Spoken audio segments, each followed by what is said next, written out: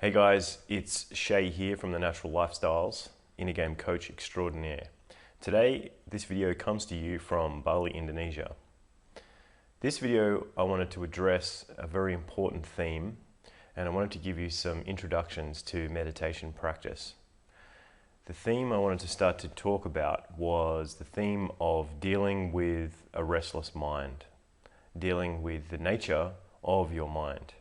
Now, this is a very big subject. It is something that ideally you'll do your own deep study and look at from many perspectives and come to your own conclusions in your own time.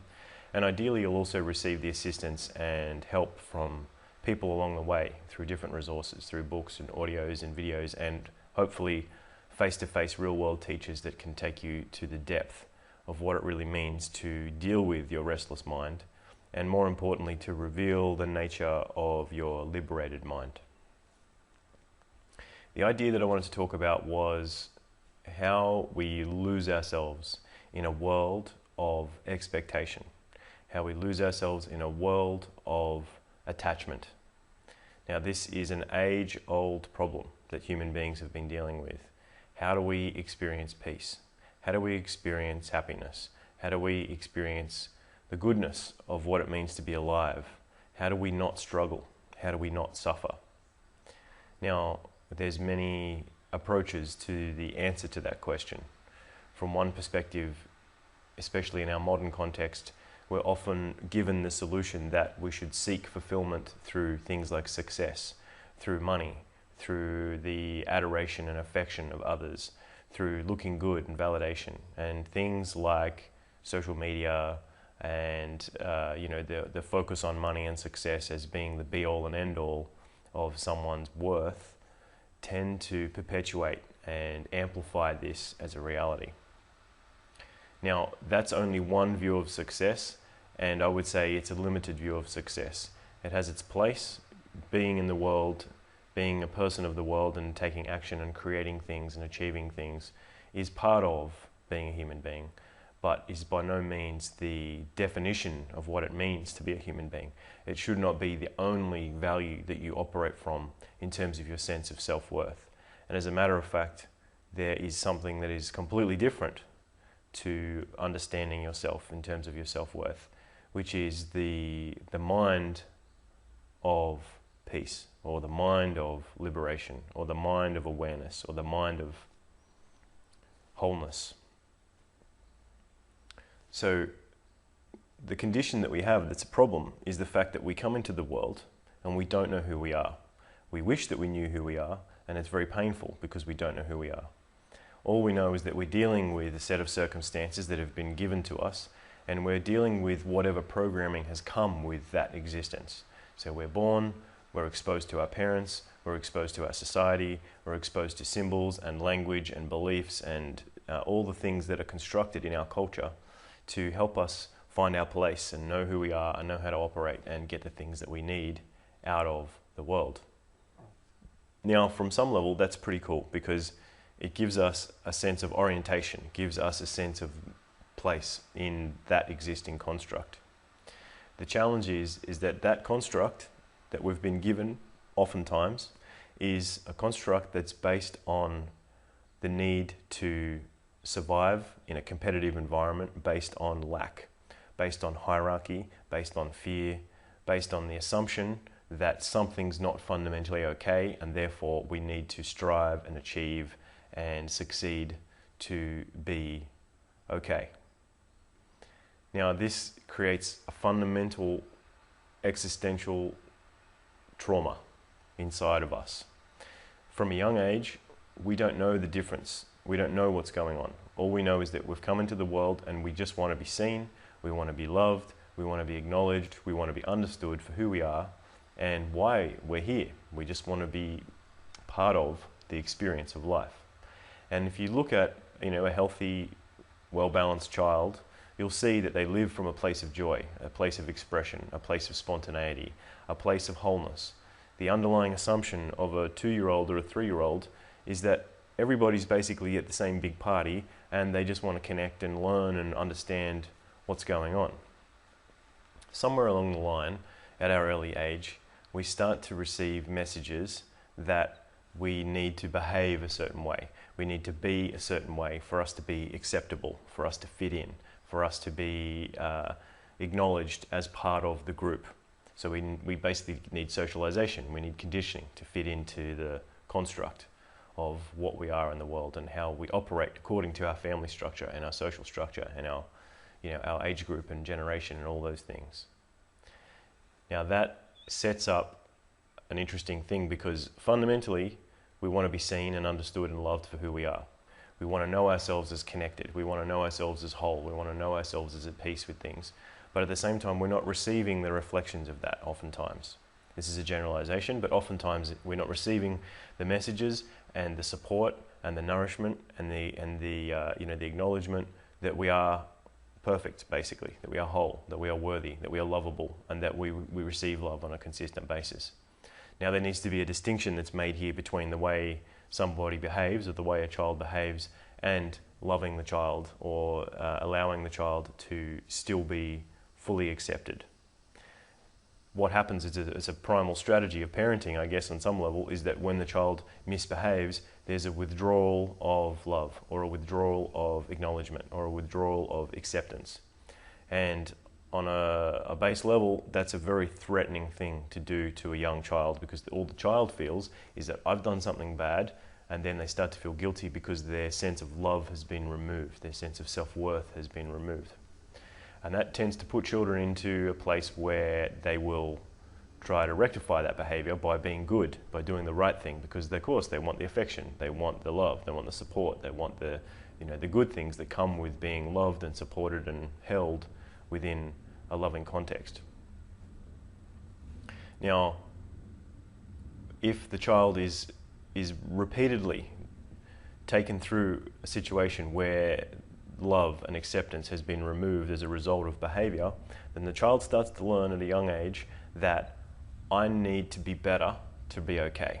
I need to change myself so that I please the people around me, so that I'm lovable, so that I'm acceptable. And on a fundamental level, it starts to create this pattern of I need to achieve, I need to be successful, I need to be acceptable. And that creates many, many permutations of needs to perform, needs to create personalities that get things from the world. So, like an achiever personality, or a very inquiring kind of analyzing personality, or a very manipulative kind of personality, a needy personality, a personality that creates strategies to get its sense of fundamental need from the world, to get its sense of acceptance. Now, as we grow, that pattern can perpetuate itself in many different ways, and as our parents no longer become the primary people in our lives, and we start to have friends, and we start to have other mentors or heroes or people in our lives that are also authority figures, then those authority figures start to become the objects of the projection of the same pattern. So we start seeking validation from those objects, validation from those authorities, validation from those friends, by trying to prove ourselves, by trying to show a certain kind of face, by trying to show a certain kind of personality, by trying to formulate in our heads, what's the thing that I need to do inside myself so that I can be loved, so that I can be accepted, so that I can get what I need from those people or that thing, so that I can be okay. Now, that is an interesting game because we're all invested in it in some ways, and it becomes very complicated when you've got multiple groups of people, it becomes very complicated when you have multiple people inside a group that are trying to achieve fulfillment from each other and trying to get what they need from each other without really feeling fundamentally connected to their own source of goodness, their own source of fulfillment, their own source of peace.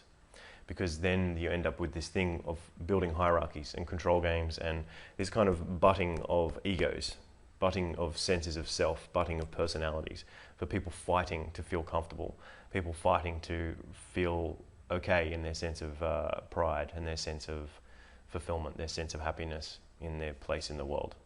Now this ego butting, this head butting that happens, this competition, the complexities that happen in our lives as a result of trying to get what we need, from each other, or trying to get what we need by putting on certain personality traits to prove that we're okay or to achieve something, tends to put us into a position where we have short-term success after a lot of hard work, and then the mind goes on generating a new problem, a new thing that we need to achieve, a new expression or a new desire.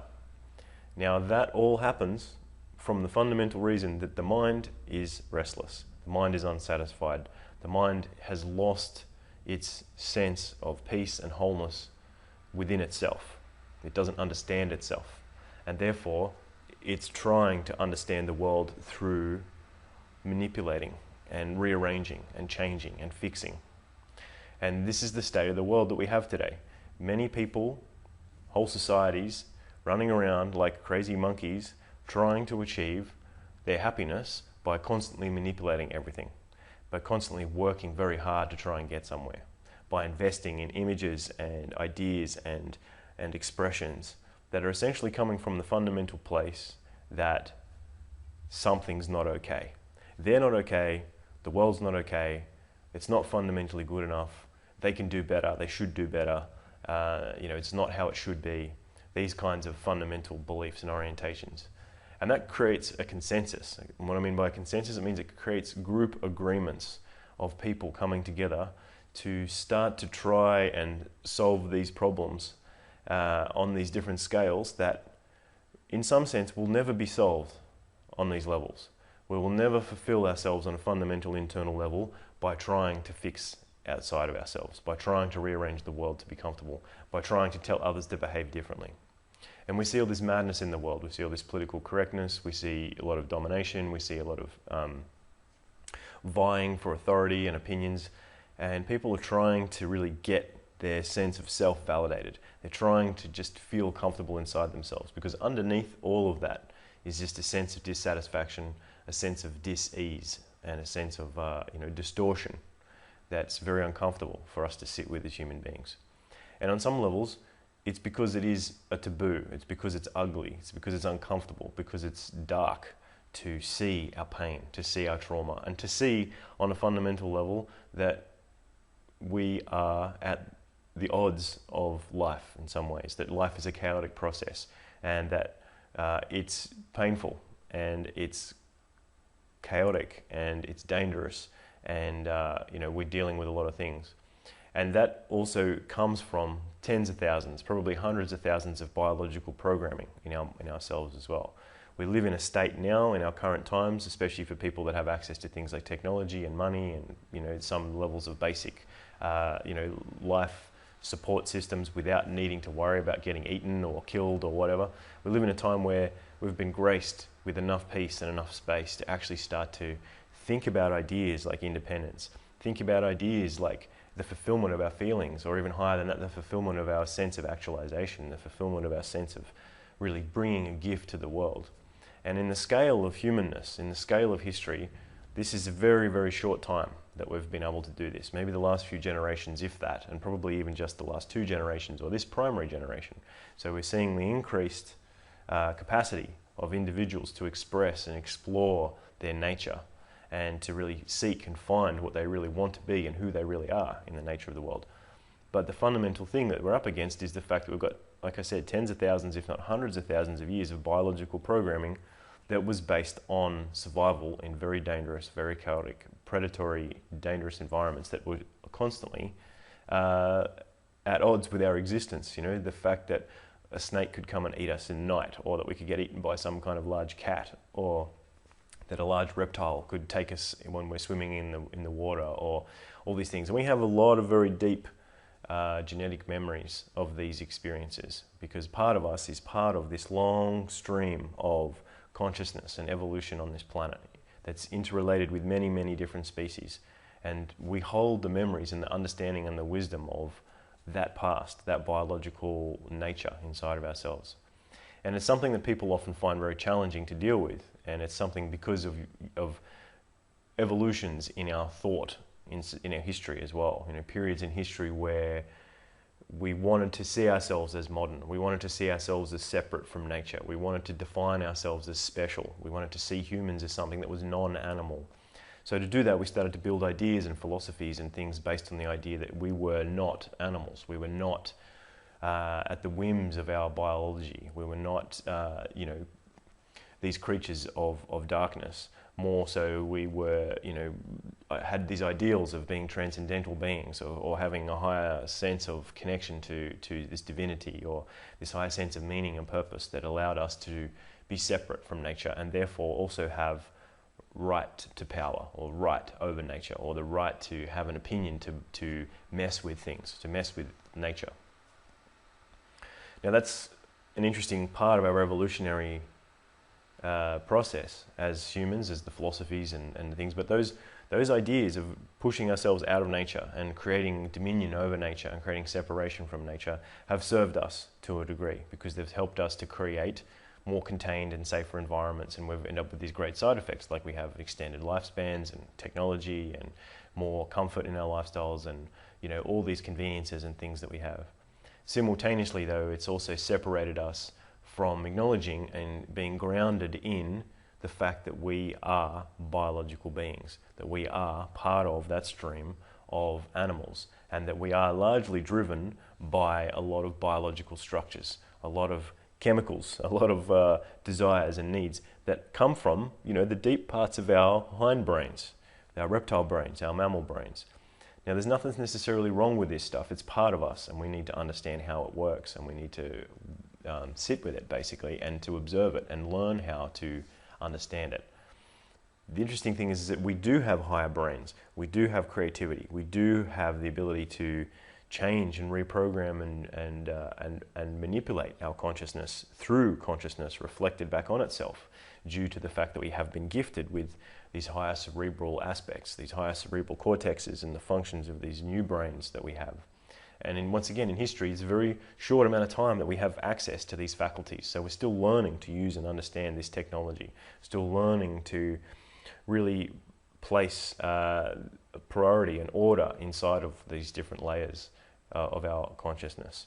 Because the different brains, the reptile brain and the mammal brain and the cerebral cortex on top, come from three very distinct evolutionary ages, and they come from very different value sets. They come from very different circumstances, and they have evolved into each other and on top of each other, but there are fundamental conflicts and disturbances and issues that happen within the hierarchy of those brains, and the desires and those things that happen out of that. And one of the things that's also very confusing for people is they are often very driven by primal desires, emotions, compulsions, contractions of different forms of attachment, and they don't know why or how. They just know that it rises up within them and it projects out onto the world, and before they know it, they're playing out a circumstance.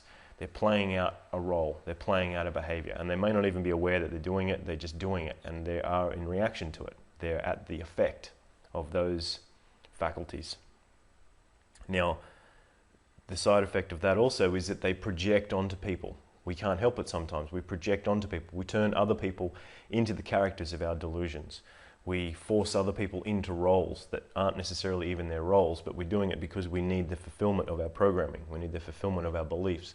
We need the fulfillment of our sense of identity that emerges out of this very intricate and complex process of all these parts of our brains working together. Now, part of the function of this is that we try to find fulfillment. We try to find happiness. We try to find peace. And it's very interesting that what part of our nature, of our consciousness, part of the nature of our mind, is that it's driven to find harmony, even though it simultaneously comes from an emerging flux of conflict, an emerging flux of dualities and opposites, a complex, the word I'm looking for, comes from an emerging complex of paradoxes. And our consciousness is trying to make sense of that.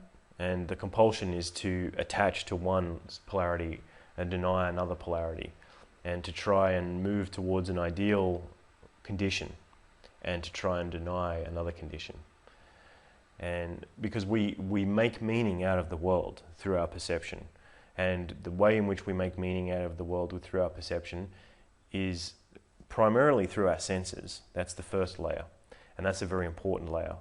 But then secondarily, we have a level of conceptualization, a level of belief, a level of symbolic representation. Now, part of the challenge of being a human is that we have very, very, very evolved capacity to project ideas and concepts. And we can use those ideas and concepts to construct realities. It's like a very advanced technology to change and advance our consciousness, or to change and advance our perspective on things.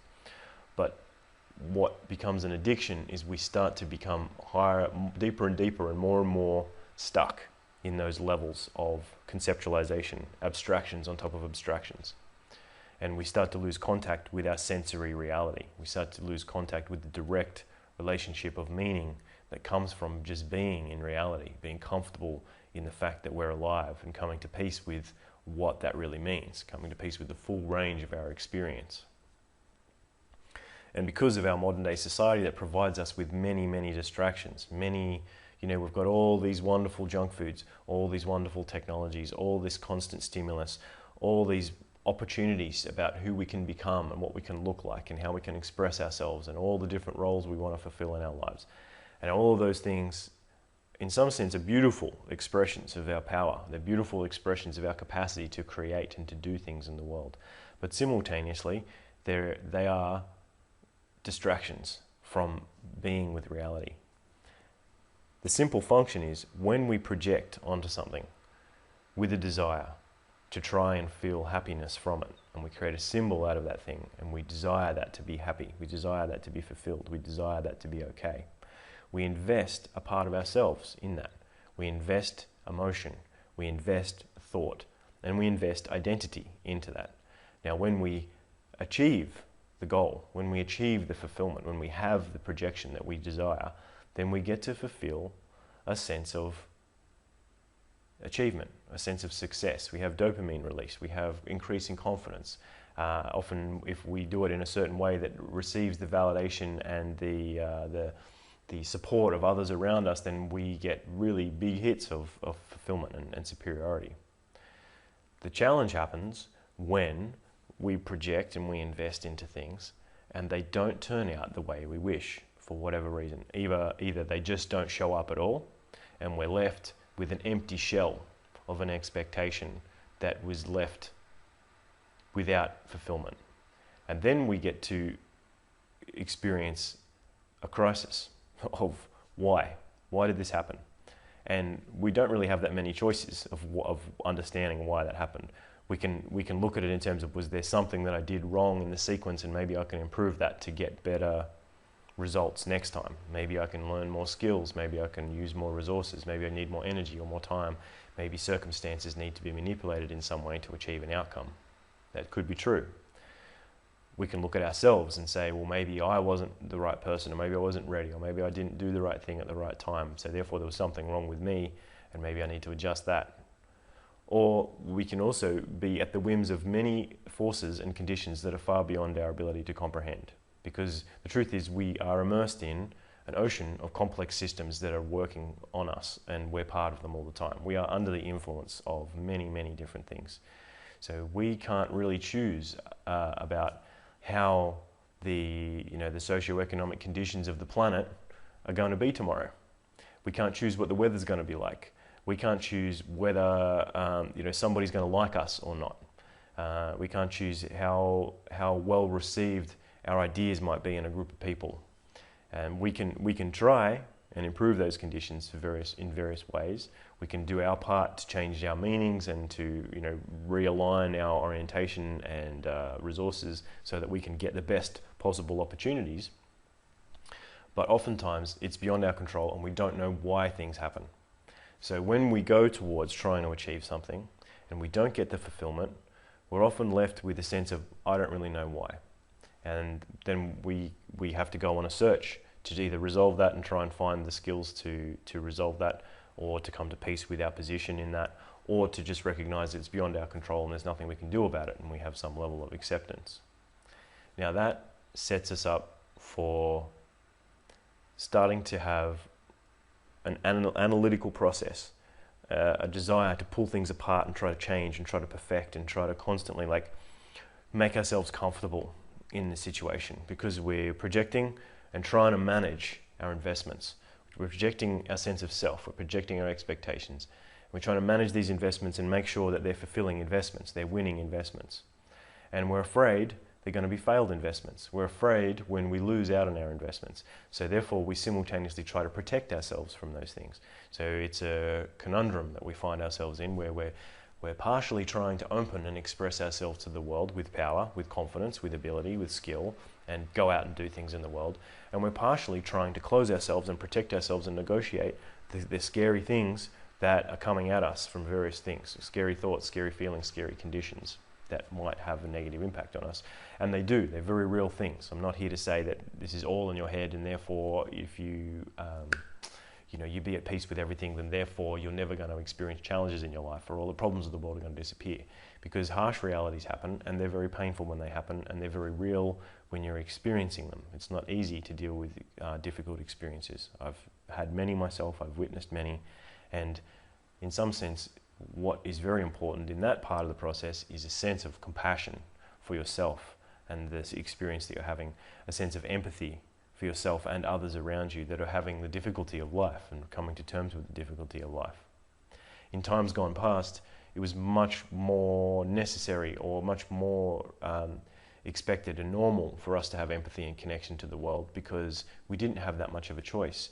Our ability to emotionally connect and support each other in small groups was very connected to our survival. Simultaneously, our ability to be, to be powerful and to dominate ourselves in certain hierarchical situations was also very powerful. But what we have today is this situation where, because we have so much stimulus and so much distraction, it's very easy to forget those skills. It's very easy to not develop and cultivate our felt sense relationship with reality, our sensory, embodied, real world experience, and also our ability to relate, our ability to connect, our ability to be real with other people, our ability to feel and share feelings and experience what it is to be alive.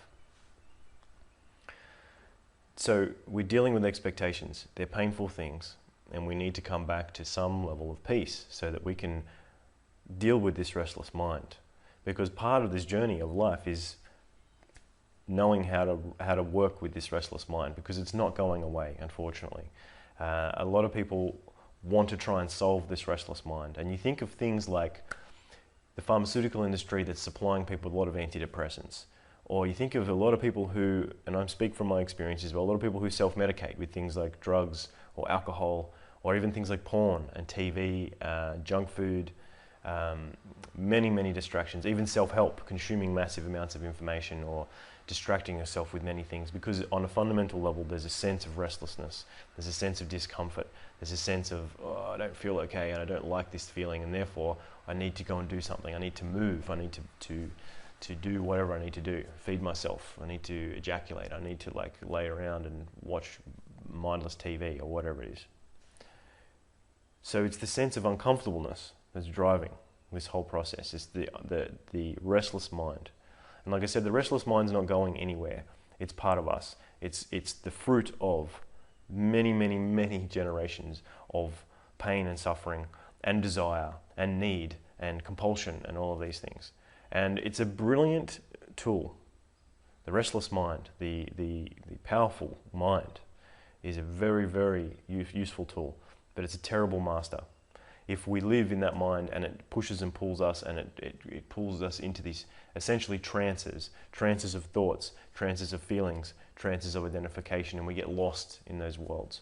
And we find ourselves in small minds, we find ourselves in limited minds, we find ourselves in the minds of suffering, the minds of struggle, the minds of competition, the minds of the need to try and prove to be okay, the minds of separation.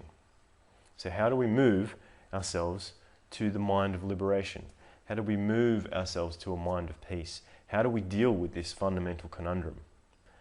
On a core level, on the most fundamental level inside of us, one of the most fundamental levels inside of us, there is a binary experience.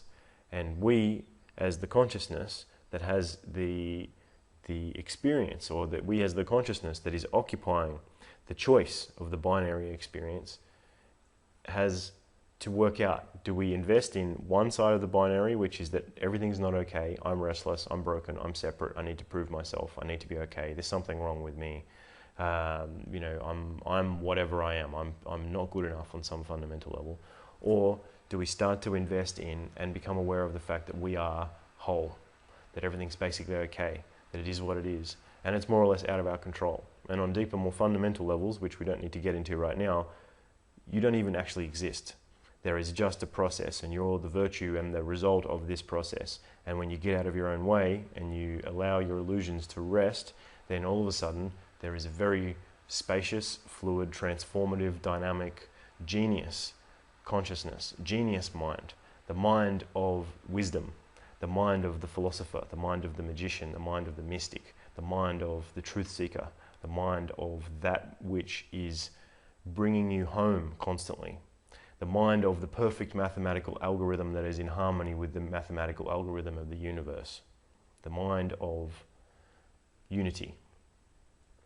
So we sit in between these two minds, and depending on the circumstances and our access to certain triggers of perception and our levels of awareness and causes and conditions of who we are and what's going on, we either fall into investment of the struggle or we fall into an investment of the wholeness. Now we can consciously choose and allow ourselves to be becoming increasingly whole, increasingly powerful, increasingly strong, and moving into a settled mind, moving into a mind of wholeness. Now there's 1,000,001 different ways to do that. People sell all kinds of techniques to get you into those kinds of states. And yes, mindfulness is a very big key. Embodiment is a very big key. Using tools like transformation and catharsis and personal development, and doing journaling processes and doing therapeutic processes and doing so many things that are useful can help you to make those transitions from the pained mind, the chaotic mind, to the liberated mind, to the open mind. At the same time, it's fundamentally important as you're doing this process of choosing where you're orienting yourself, how you're operating, what you're doing, that you don't fall into the trap of needing to fix more things before you can simply make the decision to just live in liberation. And one of the most fundamental things that we can do if we really want to solve our problems, if we really want to come to peace with ourselves, if we really want to deal with this conundrum of this tension between these primary opposites inside of ourselves, one of the most fundamental things we can do is just learn to be, to sit in what we are, to be relaxed and present with what is, and to start to pay attention to the fact that everything is basically okay. And yes, things are changing, fluctuations are happening, thoughts come, emotions come, our identities change, our circumstances change. We experience periods of luck and success and fulfillment and achievement. We experience failures and contractions and loss and suffering. We experience sickness, we experience death. We simultaneously experience rebirth and growth and transformation. At the core of this is the understanding that our true sense of being, our true sense of awareness is unborn and undying. It just is what it is. And that's a completely different orientation to success. It's a completely different orientation to life.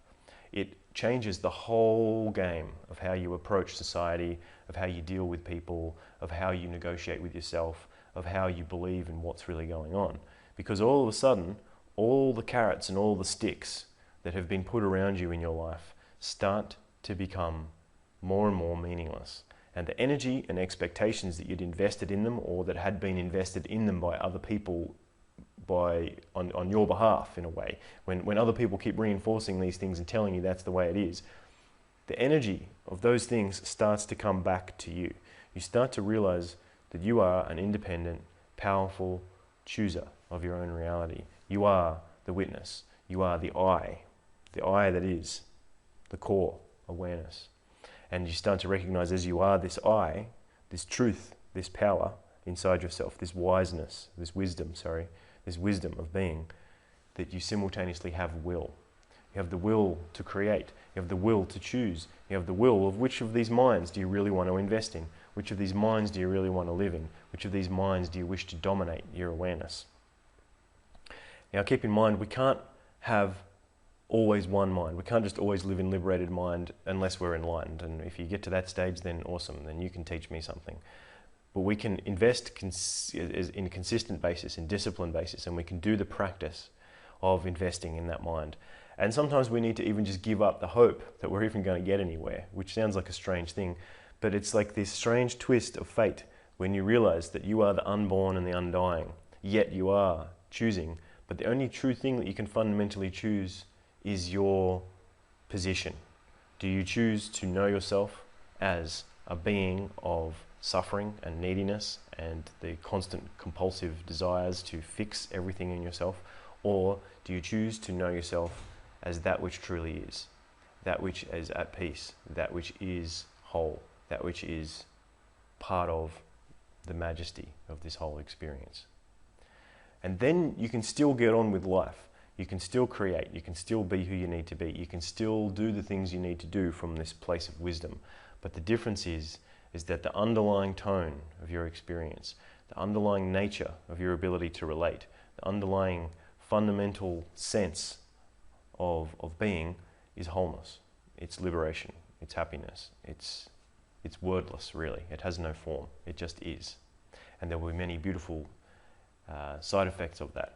But yet again, it's not a static state. It changes because the fluctuations of life are always coming. But as you become more and more peace, more and more whole, more and more calm, more and more of the truth of spaciousness and fluidity that is life, then as things come and things go, you learn to sit and witness and watch. You learn to be whole in the process and be that which is fully experiencing this.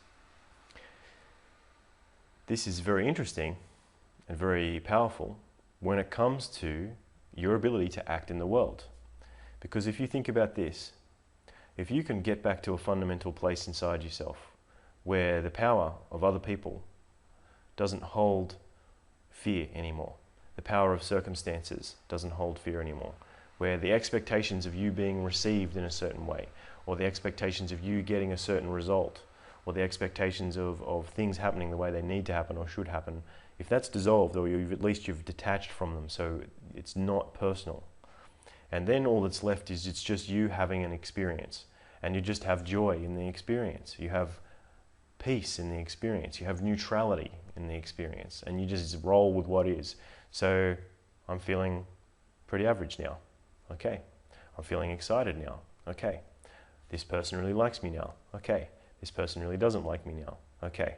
This story feels really important and very true, and I really like this story. Okay. This story really scares me and I want to get away from it, and I'm afraid of it. Okay. Learning to reinforce the neutral mind, learning to sit with the stillness, learning to come back to what you could call fundamental consciousness, you could call core awareness. And there's more ways to build this into ourselves as practices.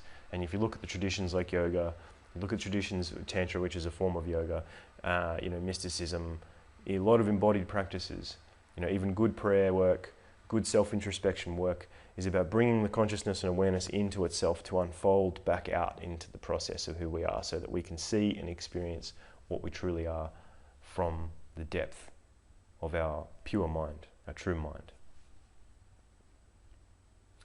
Now, that is a pre-talk, because I wanted to show you some really simple tools for meditation. Now, meditation is a trendy thing these days. Lots of people are meditating. Lots of people are reading about meditation. Lots of people are learning about mindfulness and the power of now and Eckhart Tolle and Deepak Chopra and all these things. That's all cool. It's good. Anything that gets you in the door and starts you practicing and starts you doing things is great. Do all those things. Learn whatever you want to learn. But the fundamental truth of meditation is it needs to come from a place inside yourself where you know why you're doing it. That there is an orientation in practice to sit in the quiet mind, to align with and choose the relationship to the spaciousness of what you actually are. Now that's not easy if you've never had that before. It's not easy if you don't know what that is. It's not easy if you have no reference, no thoughts, no feelings, no understanding of what that actually is. So how do you get that? Well, this is where these practices that I'll show you can help encourage you to come back into this place and to show you how to work with it. So let's do that now. I'll give you some tips for meditation. Now, meditation 101. You can meditate in a lot of different ways. In some sense, you can meditate all the time when you're moving in the world and doing everything. When you're first beginning meditation, it's good to train yourself to at least have some anchoring or understanding on what meditation could be or how it really works inside yourself. And then you can start to generalize it. Then you can start to bring it into the world. You can start to use it as a force of transformation. You can start to use it as a doorway to increase awareness of that peaceful mind, the liberated mind, the state of unchangingness, the state of the unborn, undying, whole, accepting, neutral awesomeness that is your fundamental consciousness. But to really anchor in, let's start with the most traditional forms of meditation, which is to sit cross-legged and to sit upright and essentially sit in what they call like the zazen or the traditional kind of meditation posture. So, some fundamentals that you're going to need. Number one, it's good to get yourself a cushion, something that's comfortable. You can meditate on your bed if you want. It's not necessarily a good idea. If you're used to sleeping in your bed, then it's going to have certain anchors, and there's a lot to be said for creating an environment where it's a meditation space, it's a meditation environment, or at least you have a meditation cushion or a meditation blanket. But yet again, don't become attached to that and use that as an excuse. Just grab a cushion, grab something. So I've got myself a cushion here. The second thing you're going to need is a set of supporting cushions for your adjustment, for your height. So I've got my lovely monkey cushion here to represent the monkey mind, just happens to be here, and cat cushion to represent dealing with the dark side. It's pretty coincidental, huh? And just a standard cushion here. Now I find that this is a good height for me to start with, and depending on your posture and your height and your levels of comfort and all the rest of it, you're going to need different kinds of cushions or different things to be comfortable to sit in your meditation posture. So once you find once you've got the height right, and when I mean the height right, I mean you should be able to sit on it and feel relatively comfortable and easy to sit with your legs in a position that your spine can be straight, and you can sit with a kind of open pride, a kind of open royalty, and a good straight posture. The strength of a nice straight spine, feeling you're getting pulled up from the top of your head, so as if your head's attached to a string and it's getting pulled up to the heavens, and your head's on a string, and that starts to like bring the chin in a little bit, and it simultaneously starts to straighten the base of the spine, and you may need to adjust the base of your spine a little bit so that your tailbone is at the right angle, because you want your spine to be fairly straight, because then that helps with posture, which is a very important thing. It helps with energy flow. And it's just a really good anchor place to come from. It's a very good, solid place to sit. Now, in terms of leg arrangements, it depends. Different people, once again, have different things. I mean, I know that there's a lot of Westerners who find it very difficult to sit cross-legged and they have to kind of sit like this. That's okay. If that's what you need to do, then, and you're starting, that's okay. Do that. You may want to look into some stretching or getting some body work to help your legs relax so that you can get into a more comfortable cross-legged position over time. But once again, don't be too hard on yourself. The most important thing is you have a comfortable spot to sit whilst you meditate. A comfortable posture. The most traditional, the high end is putting the legs into the full lotus, which is one leg on top of the other, and then sitting with the left hand in the right hand in a posture like this with the two thumbs holding together, and then seating those hands on the legs in a way that you can comfortably sit and hold the posture. And once again, I'm pulling the head up, the spine is straight, the chin is under. And depending on what particular practices you're doing, sometimes you can do practices with eyes closed and going in, and when you close your eyes, then you're going to be doing more internal kinds of practices, more internal sensation and analyzing or feeling what's going on inside, It's good for working with internal sensations and emotions and becoming aware of thought processes. But also be aware that if you just train meditation with eyes closed, it starts to train the mind that meditation is something you only do with your eyes closed. So we simultaneously want to practice with eyes open too. Eyes open practice is very useful. And typically with eyes open practice, you have your eyes in a relaxed kind of vision. You're not particularly focused on anything. It's just a general, open, relaxed, spacious vision, looking down about 1 meter in front of you and just relaxedly being aware of that which is in front of you. Now, if sitting in full lotus is too much for you, which it often is, I can't hold full lotus for very long, then put one leg under the other. Do what's called the half lotus. So the half lotus is the same basic posture except with one leg tucked under and one on top. And that may be a little bit more comfortable. This is much more comfortable for me. I could sit like this for a much longer period of time. It doesn't really matter whether you have the right leg over the left leg. It's just whatever works for you. So fundamentals, cushion, seating, work out your leg posture, whatever's comfortable for you. You may even need cushions to support your knees if you really want. And then sit straight back, head slightly tilted, spine straight. Hands in this posture, this is a typical posture, it doesn't have to be, some people like to sit like this. You can hold different mudras. There's functions of mudras of holding different points with the fingers, which help to move energy and align different things and all that kind of thing. It's an aspect of the yogic practices. Or you can just sit with an open hands, open awareness, being relaxed in the body. Or this one, which like I said is the Zen. This is the Zen Mudra, the Zen posture. And it's essentially a symbol. It's trying to say to yourself, you're consciously and unconsciously training yourself. This is the nature of my mind, my true mind, my zero mind, my empty mind. And it's like just another little anchor, another little piece to remember. It's like it's got the circle in there, it's comfortable, it's easy. It's just a nice way to sit. And as you sit, just settle and make some adjustments. You can take a few breaths, feeling good, feeling calm.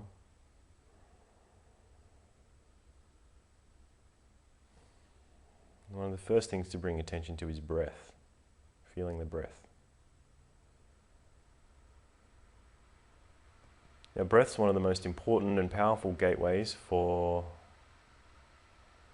awareness of our mind and calming the mind. The interesting thing about breath is it's related to our unconscious process. It's related to our primal brain. It taps straight into our deepest parts of ourselves because when we're not thinking, we're still breathing. But when we bring awareness to the breath, it's like creating a bridge. It's like creating an anchor where we can have more conscious awareness of our unconscious awareness, if you will. It's also a very useful thing because we're never not breathing. If we're not breathing, you're in trouble. So you can always come back to it. It's an easy thing to have because it's going to be with you every day, every minute of the day. So as you focus on the breath,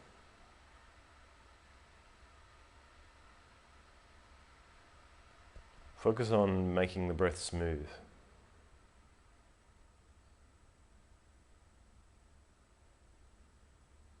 Focus on making the breath deep.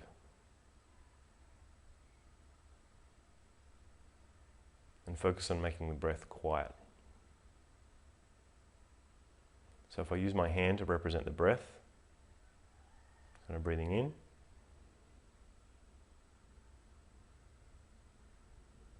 breathing out,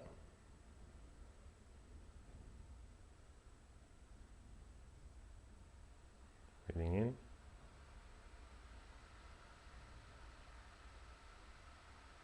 breathing out, breathing in, breathing out. You can use a pace like that. It doesn't have to be forced. You can just use a natural breath, but just be aware of making the breath slow and long and smooth and quiet. Because slow, long, quiet, smooth breath is very calming for the mind. It's very calming for awareness. And it's part of building a stack of anchors. It's part of building a stack of conditions inside of the body and inside of the mind, where the calm mind, the liberated mind, can more naturally be seen. The calm mind and liberated mind is never not here with you. It's actually always with you. And when you have a direct realization of it, you'll laugh like a clown on funny gas because it is very hilarious when you start to realize how open and liberated and beautiful the mind truly is. But as you sit and you hold this posture in a relaxed way, relaxed awareness, no expectation here. I'm not sitting here trying to meditate. I'm not going to do an enlightenment session. I've got to get to it. You know, if I do an hour of meditation, then I'll be enlightened. That's not the aim here. The aim is, here I am, unborn, undying. It is what it is. Let's just see what it is. Let's just be with what it is. Feeling, sensing, open, aware, noticing, breath. And notice as you notice breath that that's one of the first fundamentals that brings you into the body. It brings you into sensory awareness. And funnily enough, if you stay with the breath, then other things are going to start to pop up. You're going to start to be aware of sensations because sensations are still happening. They don't go away. You're going to become aware of thoughts. Thoughts still happen. They're not going away. And emotions, because it's all part of it as well. Particularly if you're experiencing an emotional time for whatever reason, or an emotional disturbance, or you're sitting down to meditate and you're coming from a place of a very contracted or conflicted or restless mind. Recognize that when you sit, it takes time to settle the mind, oftentimes. It takes time to come into the witnessing. It takes time to become more and more settled and relaxed. So as you sit, and you just relax, and you be present, and you breathe, and you witness, become aware of the nature of the mind. The mind is changing. Become aware of the nature of feelings, changing.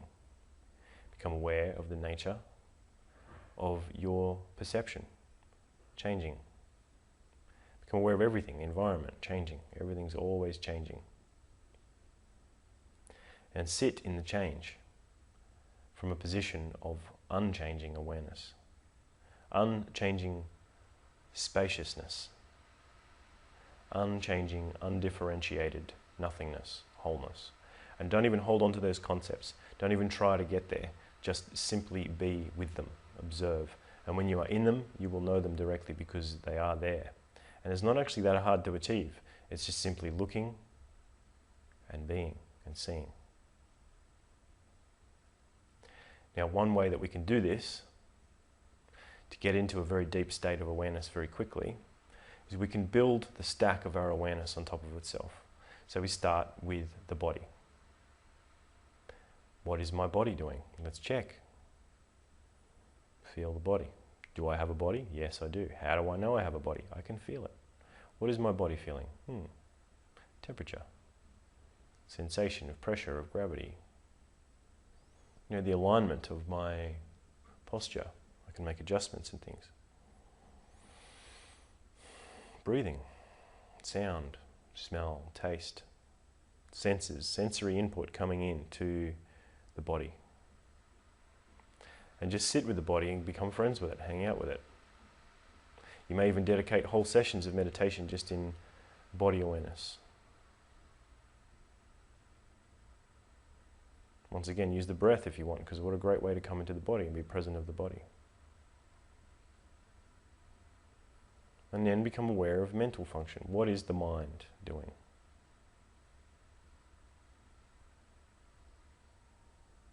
Feeling the mind, noticing the mind. The mind's presenting content. The mind comes, the mind goes. The mind's restless, the mind's calm. The mind's very loud with internal dialogue, projecting images, projecting forms, and then it's not. Sometimes it's calm, sometimes it's empty. Just simply witness, with curiosity, with wonder, with openness. What is this mind? What is my mental faculty? Notice the nature of the mental mind is to be incredibly attached to itself. The mental mind is so brilliant at being able to represent things, represent things, to create theories and ideas and models and versions of reality that it lays over the top of things. It's brilliant, it's amazing. But at the same time, it takes us away from direct experience of who we are and what we are. So observe the nature of the mind, as part of the equation of what you are, without getting lost in it, without allowing it to dominate or become the only point of reference.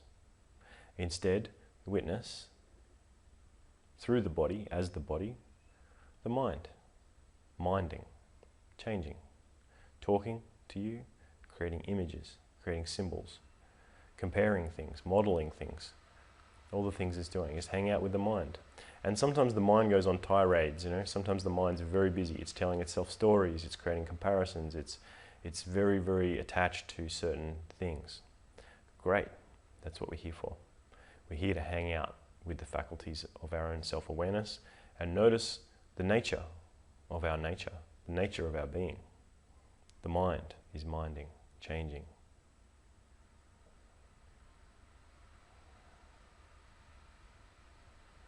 So you have a body, you have a mind. How do you know you have a mind? You see it, you feel it, it's there, it's creating thoughts. You can notice those thoughts. Notice them. Next, emotions. Do you sense emotions? Do you know you have emotions? If you're like a normal person, yes, you have emotions. How do you know? Because you feel them. You can sense them in the body. Expansions and contractions, heaviness, lightness, movements and fluctuations. Sometimes in the belly, sometimes in the chest, sometimes in the solar plexus. Notice what you notice. Simply ask yourself, am I feeling any emotions right now? What emotional content is present to me now?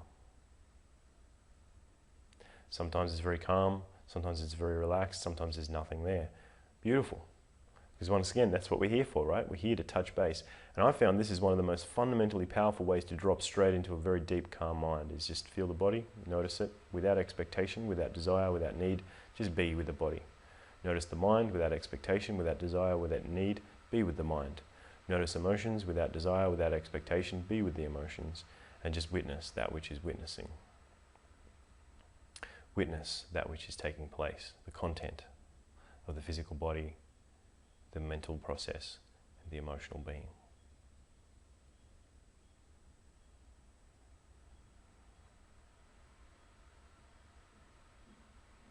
And this is just the three fundamental layers. Yet again, you could stay here and meditate like this and you'd have a very good meditation. It's a very solid meditation. And if and when you get distracted, if and when you lose track, if and when you go somewhere else or you get on a train of thought or feelings or something, that's okay. Don't punish yourself. Don't reward yourself when you're doing really well. Just do the thing. Keep coming back. Body's bodying. Mind's minding. Emotions emotioning. Or not. Just here. Just this.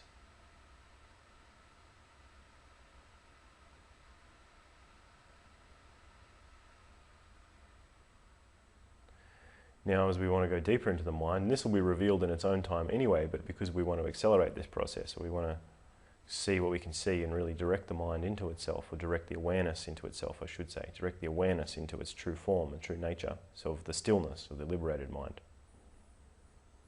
We can sit with the body, we can sit with the mental process, we can sit with the emotions, and then we can ask the question, who or what is witnessing this? Who or what is having this experience? And some people come up with answers like soul or energy or consciousness. That's okay, they're words, they represent things, but what we're really going for here is what is the fundamental nature of this? The simple answer is I am. I'm having this experience. This me is having this experience. Myself is having this experience. Okay, good. What is this? What is this I?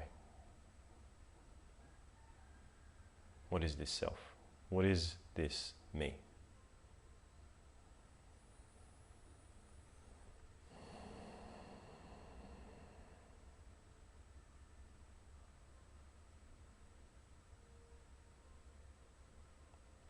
And as you go and you look and you ask the fundamental question, and you think you can only use the faculties that you have, and the faculties that you have are physical, mental, and emotional faculties. So when you take those faculties and you turn them in on the awareness and you start asking, what is this awareness? You very quickly start to realize that the physical, mental, and emotional skills, physical, mental, and emotional faculties are actually not equipped to really understand awareness. Nonetheless, we want to try. How do we try? We look, we feel, we listen, we pay attention, and we question. with open curiosity. Who is this experiencing this? What is this I?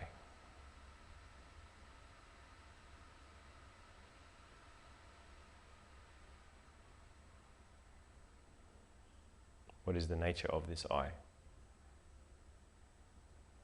And notice that you may go into a place where you start creating symbols, you start creating meanings. It's like myself, or this thing in my head, or this vision that I'm having, or this light, or this soul, or this thing, or whatever it is. Okay, recognize if your mind is creating content to try and solve the problem, if your mind is creating content to form more symbols and more models of what it thinks it is, it's not genuinely experiencing pure awareness. It's creating more representations. It's creating more projections. It's creating mental and emotional content to distract itself from the real task, which is to go back into the real point of projection, the point from which the perception is generating. Because if we think about how a projector works, a projector has a light source that then moves through some kind of content and a lens onto a screen.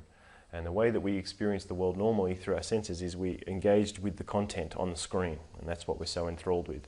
As we start to come back into ourselves and recognize, okay, I'm not that screen, I'm not the movie, I'm not even the content of the things that are happening as the light's passing through. And you start to come back to, I am the light.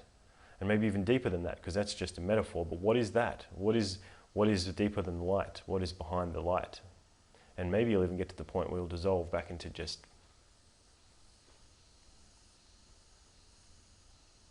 and that's okay, that's good. So notice the body, physical, notice the mind, mental, notice the emotions, emotional. Who is having this experience? It just is. You may find that it's spacious. You may find that it's wordless. You may find that it's free. You may find that it doesn't have words. You may find that it doesn't make sense. Good. Sit with that. And keep going. What is the nature of this? And the deepest faculty we can use is sense, is this direct sense of sense, sensing with our mind itself. Now the mind uses the senses, uses the physical body, it uses mental faculties, it uses emotions to make meanings and recognize things and create all these projections and expectations and stories. That's the powerful technology that it is. But we can use that same fundamental essence of awareness back on itself, and then we go back in.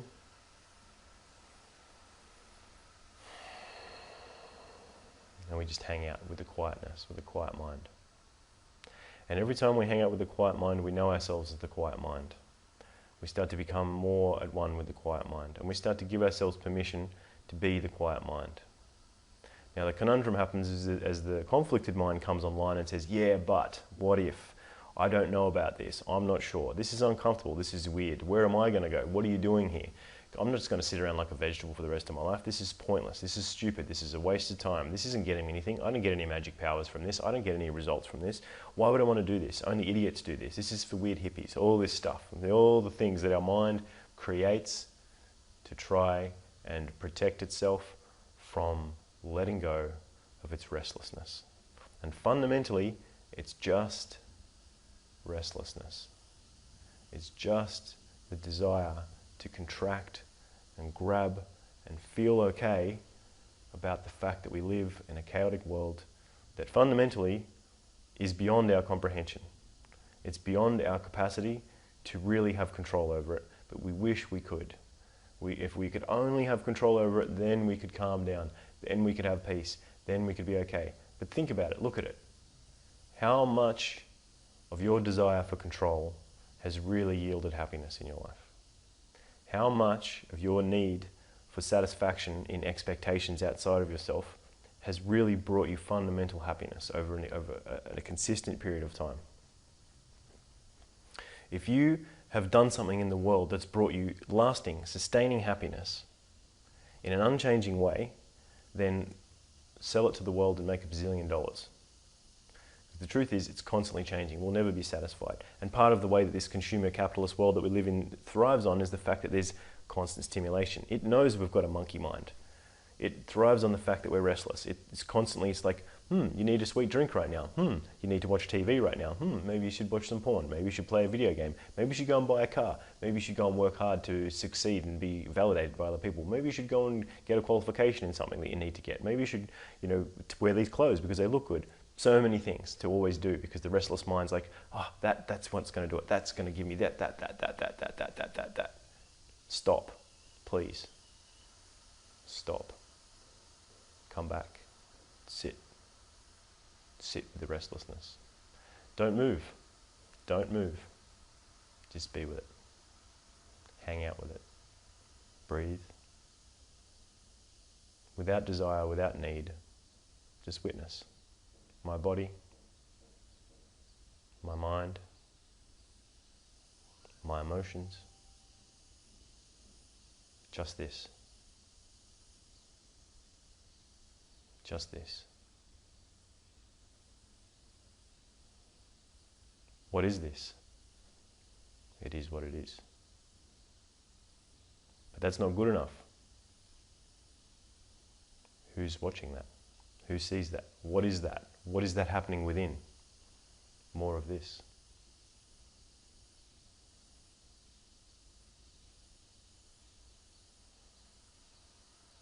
Now notice as you sit with that, things move, things change, and you might all of a sudden become aware of a very heavy density.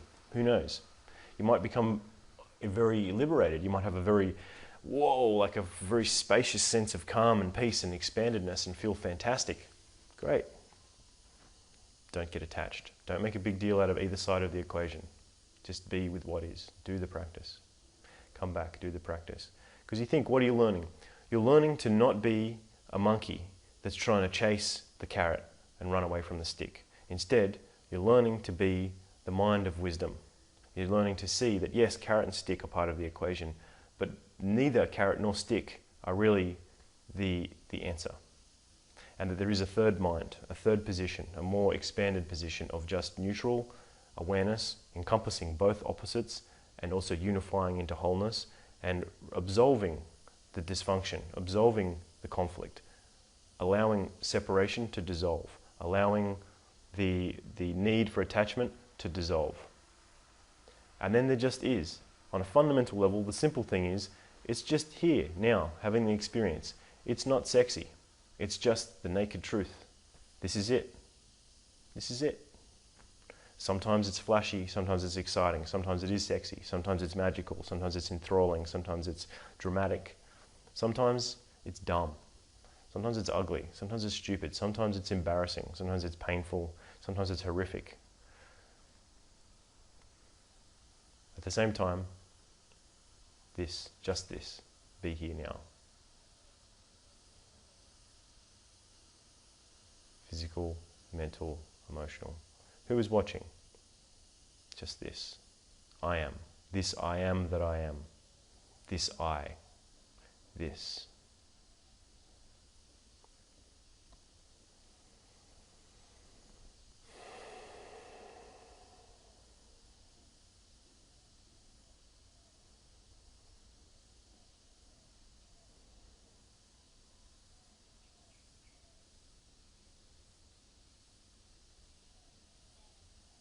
As you come back and you discipline the mind to be true to itself, to calm itself, to find itself, to organize itself, by getting out of your own way, by not trying anymore, by giving up the game, by letting go of the story, by stopping being so hard on yourself, by drawing your expectations back so that you don't have expectations, you can still project desires, you can still create goals, you can still have tasks, you can still create beautiful things, you can do whatever you want from a beautiful place. Recognize it's all art, and art in its true form is not controllable. It's not scientific, it's an expression of something. It's the desire to bring creation into us and to experience it coming through us and to know ourselves as part of that creative process. To know that we are part of something that is not us also. That the creative process is the self and the other and the self. showing themselves to each other and revealing what's happening. And as the creative process comes through and manifests in whatever way that it is, even just right now, creating a video, right now, meditating, right now, creating this moment of perception. As we create that, we have feedback. Is this a moment of a masterful mind? Is this the creation of a master? Or is this the creation of a conflicted mind, a warring mind, a doubtful mind, a tragic mind, an untrusting mind, a doubtful mind, whatever it is?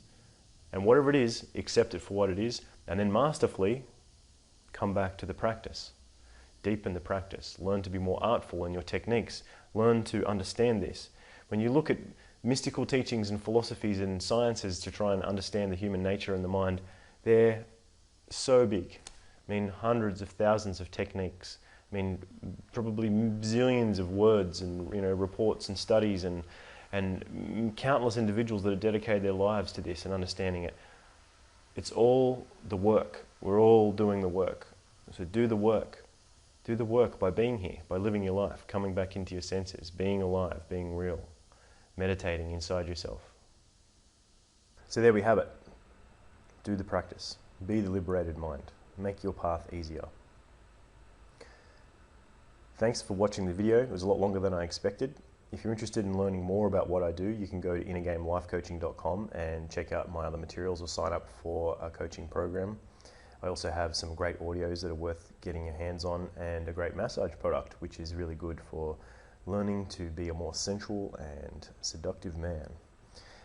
Check out The Natural Lifestyles also, the other company that I work with, and please take care of yourself. I send you lots of blessings. Be well.